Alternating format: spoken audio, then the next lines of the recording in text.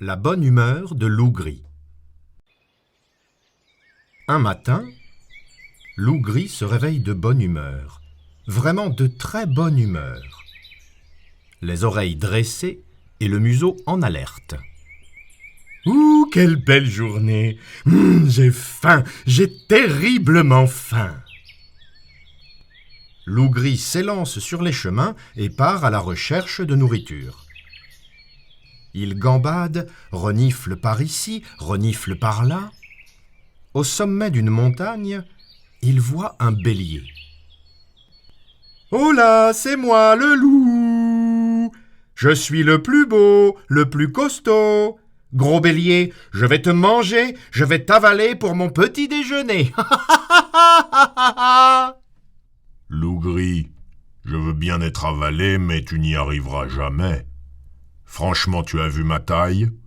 J'ai une idée. Descends au bas de la montagne, moi je dévale la pente, puis je me mets en boule, je roule, et d'un coup, je saute dans ta gueule grande ouverte. Tout content, Loup-Gris descend la montagne, s'assoit bien calé sur son arrière-train, ouvre grand la gueule et attend. Alors le bélier dévale la pente, vite, vite, il saute, frappe avec ses cornes le front de Loup-Gris qui tombe évanoui. 3 heures plus tard, Loup-Gris revient à lui. Il se redresse péniblement et tâte une bosse sur son front. « Oh, ce matin je me suis réveillé de bonne humeur, et me voici avec le front bosselé et le ventre toujours affamé. » Loup-Gris court, cherche ici, cherche là.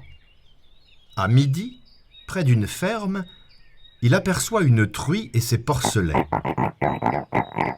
Croc en avant, il bondit. « Oh là, c'est moi le loup! Je suis le plus beau, le plus costaud. Grosse truie, tes petits cochons, je vais en faire du saucisson. » Loup-Gris, je veux bien que tu fasses du saucisson avec mes 3 petits cochons, mais ils sont tout sales. Regarde-les. Allons à la rivière. Nous les laverons. Ensuite, tu les mangeras. Au bord de la rivière, la truie dit à Loup-Gris. « Moi, je reste sur la berge et lave mes petits. Toi, tu entres dans l'eau pour les rincer et les manger. Entre dans l'eau. Arrête de claquer des dents. Vas-y, il ne fait pas froid. Recule, Loup-Gris. Encore. Plus loin. Encore. » Loup-Gris n'a presque plus pied, et le courant est fort. Soudain, il perd l'équilibre et tombe dans l'eau glacée. Il est emporté par la rivière jusqu'à la roue d'un moulin. Dans la roue, il se coince la queue. « Oui, oui, oui !» Loup-Gris est tiré, secoué. Il donne des coups de patte, des coups de dents. Il se débat longtemps. Enfin, il réussit à se dégager. À bout de souffle, il regagne la berge. « Oh, ce matin, je me suis réveillé de bonne humeur. Et me voici avec le front bosselé, le ventre toujours affamé, le poil trempé et sacrément enrhumé. » Loup-Gris rôde, passe par ici, passe par là. En fin d'après-midi, dans une vaste prairie, il découvre un troupeau de moutons. Il se lèche les babines. Il choisit l'animal le plus dodu et rampe jusqu'à lui. « Oh là, c'est moi le loup, je suis le plus beau, le plus costaud. Petit mouton, ta vie est finie, crois-moi, je vais t'attraper. » Loup-Gris, je veux bien que tu m'attrapes, mais avant de me manger, laisse-moi chanter avec mes frères ma tristesse de quitter la terre. Et toi qui vas me dévorer, chante donc ta joie d'avoir trouvé un bon repas. Les moutons se mettent à bêler en chœur, à bêler de plus en plus fort. Quant à Loup-Gris, il pousse des hurlements de joie d'avoir enfin trouvé à manger. Ce vacarme alerte le chien qui garde le troupeau. Il se précipite au milieu des moutons, il saute sur Loup-Gris, lui mord une patte et croque un bout de sa queue. Aïe, aïe, aïe! Lougri prend la fuite et disparaît dans la forêt.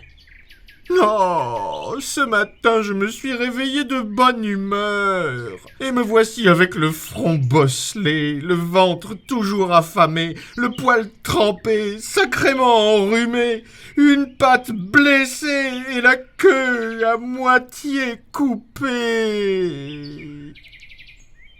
Clopin-clopant, Lougri se traîne ici, se traîne là. Le soir, il voit un cheval dans un pré.